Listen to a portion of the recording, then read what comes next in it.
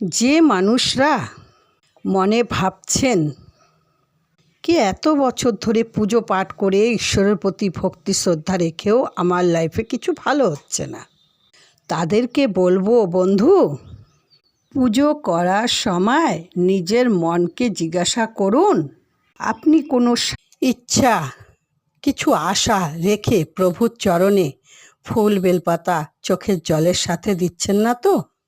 মনে রাখবেন, এই জগতের প্রত্যেক প্রাণী প্রভুর সন্তান। প্রত্যেক প্রাণীর জন্য শুভ কামনা করা ডেফিনেটলি আমাদের অধিকার, কিন্তু তা বলে পুষ্পাঞ্জলি দেওয়ার সময় ঈশ্বরের কাছে আমি কামনা করে পুষ্পাঞ্জলি দেব, সেটা ঠিক নয়। ওই সময় নিজের কর্তব্য মনে করে শ্রীচরণে প্রভুর পুষ্পাঞ্জলি দাও। ওম নমো ভগবতে বাসুদেবায়।